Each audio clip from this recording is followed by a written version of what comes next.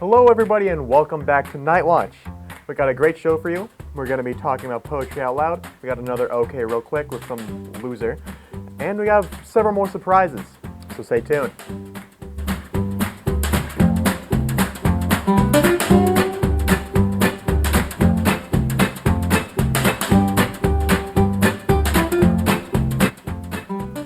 Welcome back. I'm Tyler Desjardins. I'm Kay Baker. And we got a great show for you. So let's get right started. Go ahead.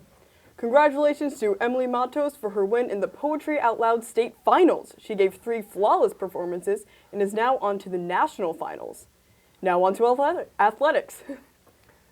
On Saturday, March 19th, we celebrate Kingswood ice hockey legends. This will be a game for the ages as Kingswood graduates hit the ice for one last time. And this will be the last game held at Pop Wayland Ice Arena before it closes for renovation. Now on to Elliot with sports. Whiteboard Wednesday, take 2, go! Good morning, Kingswood, and welcome back to the Night Watch Sports segment. Now, as you can see behind me, this is a little different than most of the other episodes, but it's been a while since I've done an episode, so there's a lot to talk about. So, welcome to the first edition of Whiteboard Wednesday, sponsored by Friday. We're going to start with the NFL. Russell Wilson got traded. What is Seattle going to do? Probably be bad. Yeah, I'm sorry. Drew Lock is just not that guy.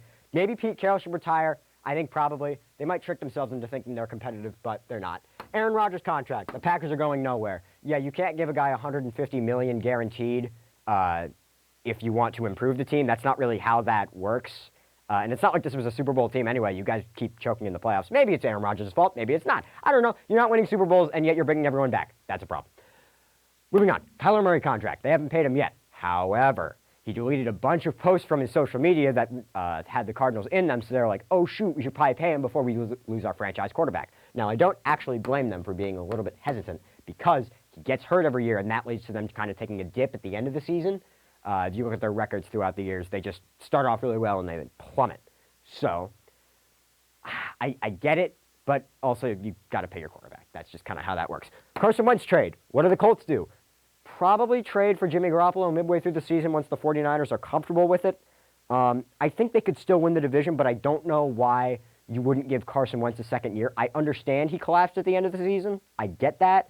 But guys in second years with systems are always better than the first year, so I just feel like it would have been a better idea to at least ride it out for one more. But hey, what do I know? Where does Washington go? Maybe the playoffs. I'm not sure. I think there's 7 playoff spots now, so they'll probably be... It depends on how good Dallas is. They could be the 4th seed. It's definitely possible because the Giants aren't really going anywhere, and the Eagles are fine, but Washington's better than them now. So if Dallas continues to fall apart, they've got Randy Gregory yanked out from under them. They traded Amari Cooper. They signed Michael Gallup to a big deal, which I'm not sure I agreed with, but, I mean, hey, you need receivers in this league, so whatever. They'll be okay. Khalil Mack got traded. I don't have much to say about that other than the Chargers are going to be a lot better. Von Miller, where's he going to go? Probably the Rams. There's probably like a 70% chance at the Rams, but there's also that 30% that says he could go somewhere else, and probably 25 of that 30% is the Broncos, just because, you know, it's the team he's played his whole career with, and now they have Russell Wilson. They have a chance to win the Super Bowl. It would be cool to repeat on 2 different teams. That'd be pretty awesome. AFC West madness. This goes into everything I've talked about so far. That division is going to be crazy. When Derek Carr is your 4th best quarterback, it's going to cannibalize itself. Though a lot of those teams should have 13 wins, and they're going to end up with like 9 or 10 just because they have to play such a ridiculous schedule. Are the Rams going to re-sign everyone? Probably mostly everyone. It's not going to be a complete run back like the Bucs had because Andrew Whitworth just retired, or I don't know, he might not retire because people keep doing that. Mitch Trubisky to the Steelers. They'll be fine. They still have a good defense. They still have good weapons. So Mike Tomlin's a good coach. You know, that's life. Patriots money issues. I don't understand this. Every team in the league seems to be better at managing their money than the Patriots. Like the Rams and the Saints have been strapped up against the cap for the past like half decade, and yet the problems never come back to bite them. I don't know. Is Belichick just not good at it? I'm not sure. Tom Brady got a retirement. I don't have a problem with him playing next year. Just don't turn into Brett Favre, dude. And is it the Browns' last chance? Maybe. There's Deshaun Watson trade talk, so it's definitely Baker Mayfield's last chance, and they just got rid of Jarvis Landry, but they also got Amari Cooper. So I think they're probably the same level in terms of talent around the quarterback, but, I mean, I think they'll be better next year. I don't think they're going to be as much of a dumpster fire, but if you have a chance to get Deshaun Watson, I like Baker, but Deshaun's just better. Moving to the NBA, the Celtics defense. I haven't talked about them in a while. All you need to know is that they are incredibly good at it. And Marcus Smart is probably the greatest point guard I've ever seen with my own two eyes. Going off of that, Jason Tatum is the greatest basketball player ever. I will not be listening to reason. The James Harden and Joel Embiid duo works very well, except for against the Nets. I don't know what they've been really good in like every game. Actually, they just played the Nuggets and they lost, but neither of them really played bad. It was just Jokic had a great night, and that's Jokic. It's just kind of what happens. But going back to that Nets game, yeah, I don't know what happened. James Harden just played horribly. So, I don't know. I guess that's just life. The Warriors have struggled a lot. Steph Curry's shots have not been falling. I called it a slump earlier. Is this just what he is now? I don't know. I feel like it'd be weird for you to shoot like 44% from three for your whole career and then suddenly just not do that anymore and it not be a slump. But this is a lot longer than like any shooting slump has ever lasted for like anyone ever. So, Klay Thompson got back and Draymond's coming back soon. So, I mean, they're still a good team. They'll still probably make the Western Conference Finals, but I don't know. I'm very thirsty. Baseball, it's happening, April 7th. Wouldn't have believed you if you told me it a month ago, but I mean, hey, here we are, we're going to have a season. Nobody really got what they wanted, so I guess everyone's still mad, but at least I get a season to talk about, so, you know, that's fun. College ball. The tournament's starting soon. I don't have much to say about it. I don't follow it too closely in terms of individual teams. I'll talk about results and all that, but as of right now, I don't have too much to say. Coach Mike Krzyzewski is going to retire at the end of the season, though. That is something to talk about because he's probably one of the greatest college basketball coaches of all time. So it's sad to see him go, but hopefully he can go out on a nice run or, hey, maybe even a championship. Who knows? Now, I have heard that there's reports that he's going to be replaced by Cedric Highsmith, who also went to Duke University. So, you know, that's something to look out for in the offseason. But that's going to do it for me, Kingswood. Thank you for joining me on this Whiteboard Wednesday, sponsored by Friday. And I will see you next week. Okay, real quick. So we're doing music again this week, specifically sampling. Sampling is something that I've been absolutely fascinated with for a while now. And I would like to talk about a few of my favorite samples. First, the song You F***ers Are Asking Me This One by Revue. It uses the song Soul Below by L. Jones as the beat, and that samples Listening to the Weather by Big Runga. Since then, Listening for the Weather has been one of my favorite songs. Another artist known for his samples is Freddie Dredd. Personal favorites of mine are Cha Cha, Viva No Mai, and Endless Sea, which all sample Lisa Ona. Specifically her songs Suede Hula Girl, Diza Ayla, and Don't Know Why. And a more recent discovery was the French jazz funk band Cortex. In 1975, they dropped their first studio album, Trou de Bleu.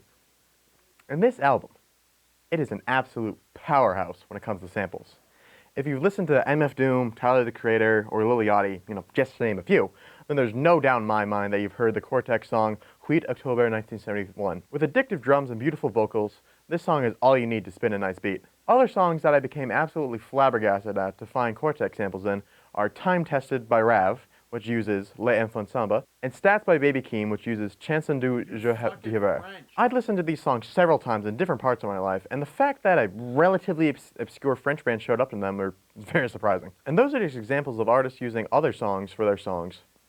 I've seen someone on TikTok sampling a ceiling fan for a beat. And going back to MF Doom, he has sampled various cartoons over his discography. The new Fantastic Four cartoon from 1978 is a good example of this, from his song One Beer. Honestly, I gotta do an episode on MF Doom one of these days. So yeah, if you haven't really looked into samples, I'd highly suggest it, because there's a good chance that your favorite song has a sample in it. Anyways, bye, I guess. Get out of here.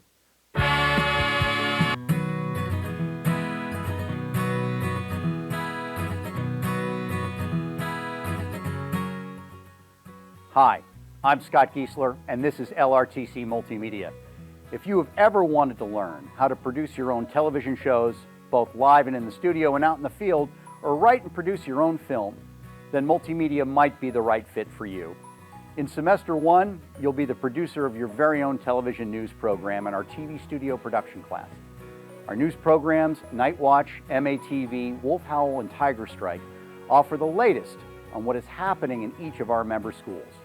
Then, in the second half of the year, we get out of the studio and into the field to write scripts, shoot, edit, and publish our very own movies. Students have access to some amazing gear, including 4K cameras, motorized sliders, and the best in microphone technology. Level 2 offers you the opportunity to write your own course of study. Whether it be in the TV studio or out in the field shooting, you write your curriculum. Many students produce their own weekly shows, while our film students produce movies to enter into the New Hampshire High School Short Film Festival, while others choose to work with Wolfboro Community Television to help produce productions of local events. Multimedia is a great opportunity for any student who is looking for a creative outlet while building practical skills for tomorrow's working world. So sign up for multimedia and let's have some serious fun. And here is the lunch menu for the coming week. On Monday the 21st, it's chicken nuggets. On Tuesday the 22nd, it's cheeseburger pasta. On Wednesday the 23rd, it's hot dogs or a Southwest turkey wrap. On Thursday the 24th, it's cheeseburgers. And on Friday the 25th, it's pizza. Now on to another episode of Culinary Connections.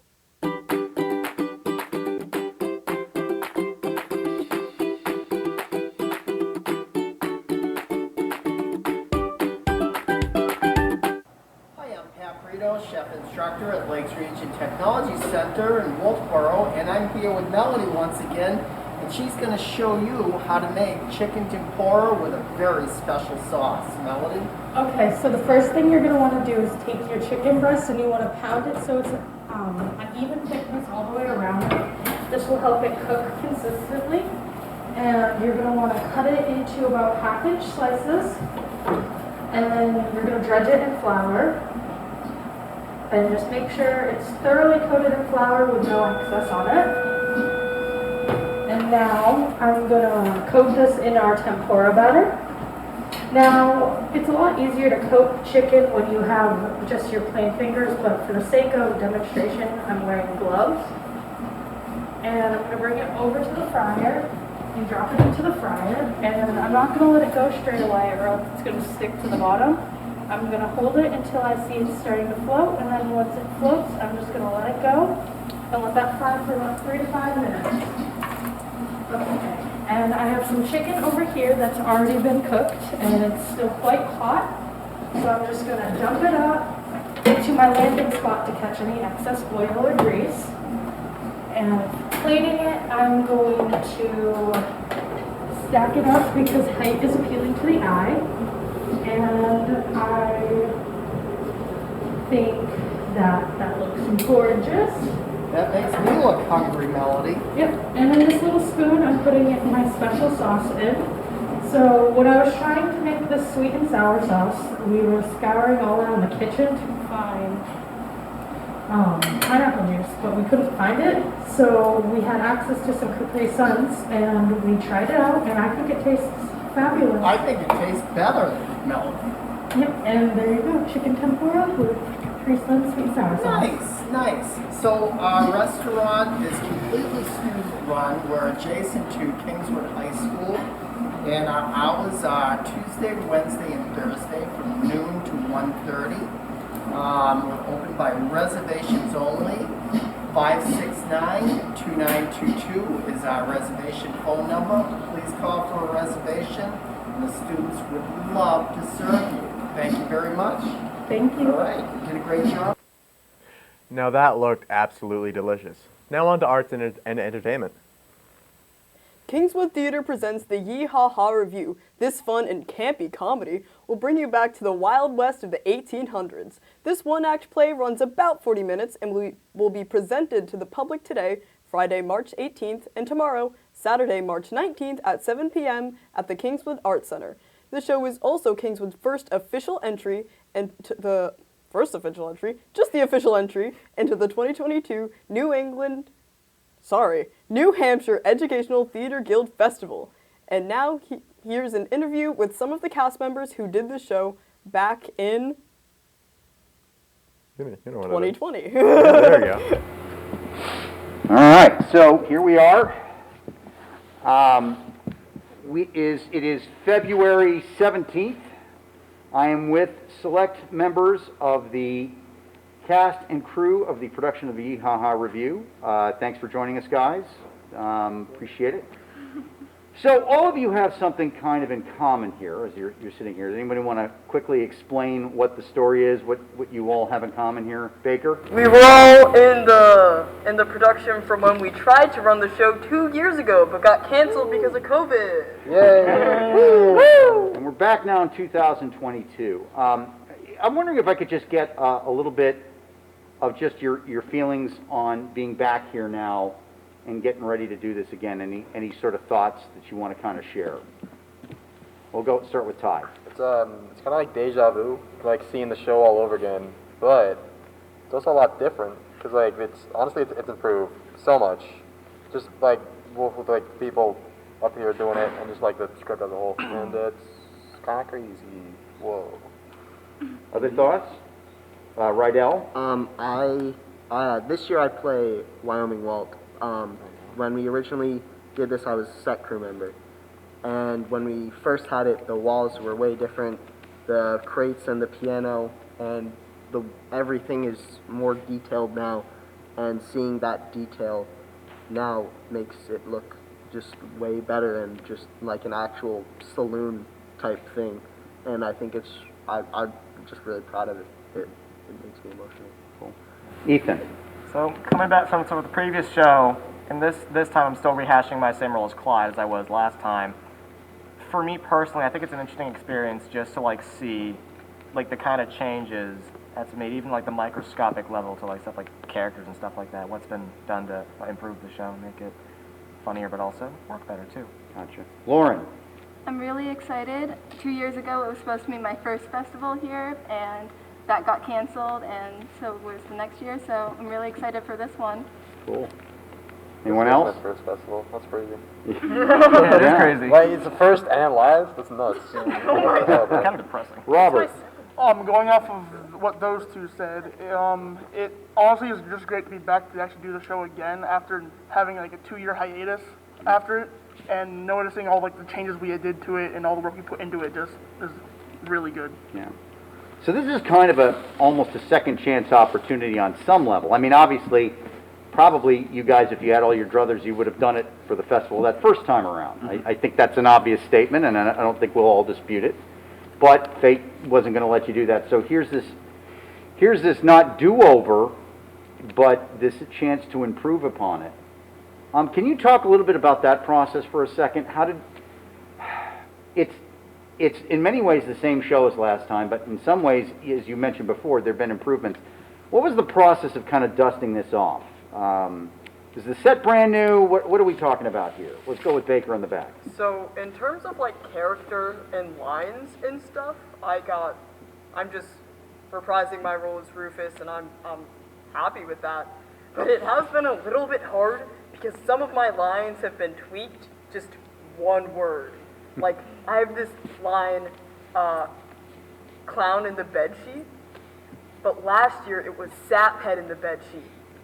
And almost every time, I have to be like, all right, clown, not saphead. Clown, not saphead. Still a saphead. Yeah, you are. Any other thoughts? Rydell? Like I said in the last question, the walls were like red, and they looked cleaner. They looked a lot cleaner, like a brand new saloon opened up. And like looking at it now, it looks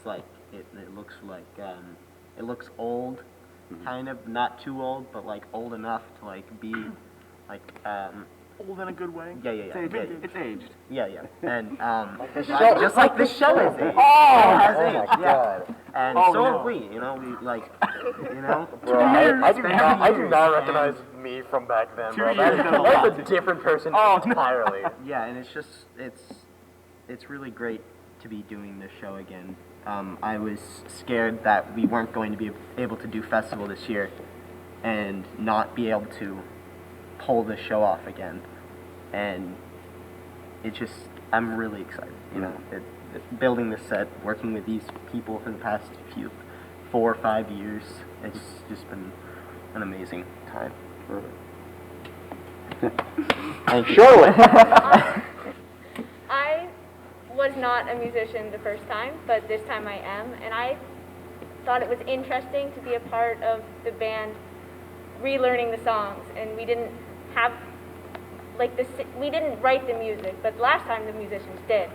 So we had like some sheet music stuff and a couple of videos to work off of, but I thought it was interesting to figure it out with the other musicians. Amazingly, we hadn't done it that long ago, but still, trying to find the Rosetta Stone for some of this music was certainly a challenge, to be sure. They hid it, I swear. They buried it in their backyard. They were keeping it from us. They were trying to sabotage the show. Oh, you guys gonna do the show again? Not on our watch. So let me ask one last question. After all is said and done, it's a play. Why should people come and see it? It's fun. It's funny. Okay, that's my thunderstorm. Yeah. Juliet. We have swords. That is a big selling point. We have guns. You do have guns. They're not real guns, though. These are fencing swords. Be clear. You're swapping from guns to swords. We don't have the police showing up in force on our performance. Rydell. Sneer for nothing. Anyways, Talk about the wall. I lost it. Hold on, give me it. Okay, Ethan, go ahead. It's like a mini musical. If you enjoy our other musicals, you'll enjoy this one. Guaranteed your money back. Robert? If you've seen the show 2 years ago and you've actually seen all the old stuff, now that's all like refurbished in a way. Now you actually have the experience to see the new and improved version of it. Right. Well, first of all, I'm in it, so you have to come see it. Okay, that's my first point. And going back with what Robert said, seeing all the changes and stuff. If you did see it like last time, you'll like notice. I mean, if you remember the script, you notice like different lines and just everything. It's pretty cool. It's the same, but different. Yeah. Different in tiny little ways. Eensy weensy little bit of it.